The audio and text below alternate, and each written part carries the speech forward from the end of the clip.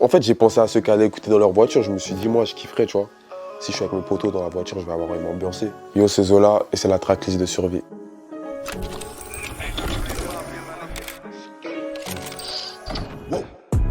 C'est un titre qui a du sens pour moi. Je l'ai vraiment bien choisi. Ça fait partie du mode de vie, en fait. Je suis un peu dans cet état d'esprit-là en ce moment. J'ai travaillé du coup avec Core, Futri et un mec de Londres que Core m'a présenté. Donc en ce moment, en vrai de vrai, j'ai vraiment deux producteurs, tu vois, qui se valent vraiment, c'est Futri et Core.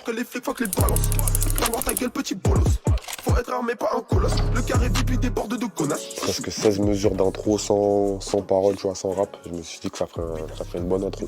J'ai pas l'impression qu'il représente vraiment l'album. Il envoie de l'énergie, en fait, dès le début du disque. En fait, j'ai pensé à ceux qui allaient écouter dans leur voiture. Je me suis dit, moi, je kifferais, tu vois. Si je suis avec mes potos dans la voiture, je vais avoir une ambiancée. Franchement, l'intro, j'ai envie de voir comment il la trouve. Parce que moi, quand je l'ai faite, j'étais matrixé un peu. Mais j'ai envie de voir si les gens ils arrivent à suivre, à capter le délire un peu. Donc j'ai envie de voir ce que ça va donner.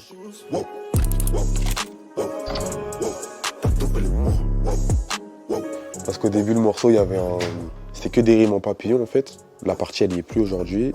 Et le titre, il est resté. La prod, elle est sympa, elle me fait penser à ça. C'est-à-dire que je me suis permis de laisser le titre. J'aurais pu l'appeler autrement, mais je l'ai laissé comme ça. La manière dont on se rencontre, je vais ressentir si tu veux me la mettre. J'ai tellement à perdre, regarde ma montre. 15 000 € à mon bras, viens pas casser les couilles, super bien en studio. Normal, hein. J'ai bossé comme j'avais l'habitude de bosser. Lui, pareil. Au final, ça fait une bonne fusion. Je suis content de ce qu'on a pu faire. Parce qu'on a écouté des tas de prods avant de poser sur le morceau.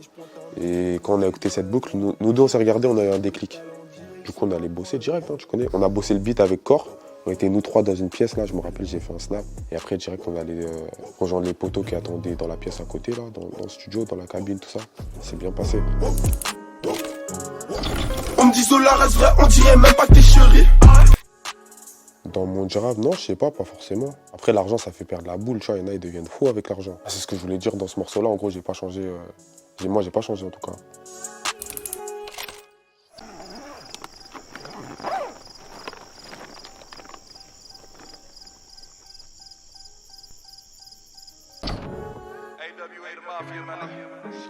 J'ai enterré l'ancien zoo, je laisse tout ça derrière moi, tu vois. Vu que Survie, c'est un nouveau départ, c'est pas vraiment comme cicatrice. En fait, ma musique, je vais la faire selon mon état d'esprit, tout ça. Et au fur et à mesure des années, ça a changé. Et quand je rappais des morceaux de cicatrice, tu vois, il y en a, j'avais même pas 18 ans carrément. Là, je viens d'avoir 21 ans. C'est plus le même état d'esprit, tu vois. J'ai laissé ça derrière moi. C'est de la nouveauté qui arrive.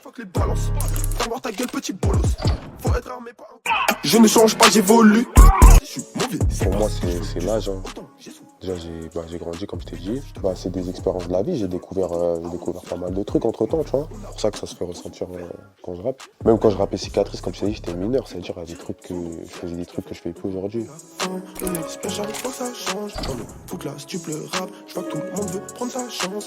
Bien aussi, hein. Moi, c'est un morceau que j'avais fait déjà il y a 2 ans.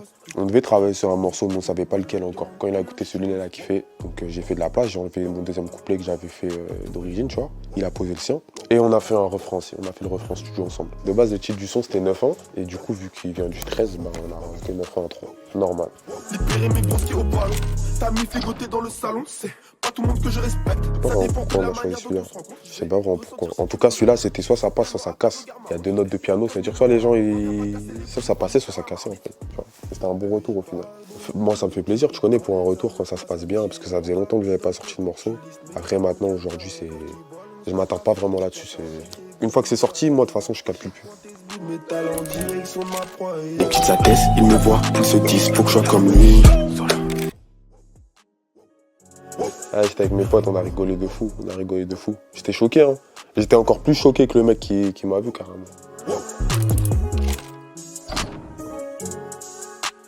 Et moi, ça m'a marqué, c'est un film qui m'a marqué quand j'étais petit, je regardais en cassette. Après, généralement, les gens ils me disent, ouais, mais il y a quoi qui t'a marqué dans ce film, en mode tu retiens quoi, tout ça. Moi, c'est juste la scène du psychopathe dans le métro, là, qui brûle la guichetière. Je me rappelle quand j'étais petit, ça m'a marqué. Je l'ai revu il y a pas longtemps, je me suis dit, vas-y, je vais lui faire un big up.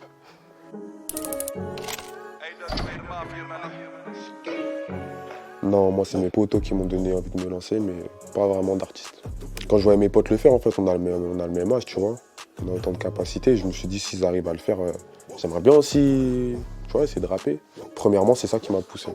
Les rappeurs que j'écoutais, les Nesbill, les Booba, les Lafouine, pour moi, ça c'est du rap, tu vois. Moi, personnellement, c'est un dérivé, c'est de la trappe, mais ça reste du rap. Mais en tout cas, le vrai rap, pour moi, ça reste ces années-là, tout ça. Même un peu avant, je crois, les I Am, tout ça, tu vois. Ça, pour moi, c'est du rap.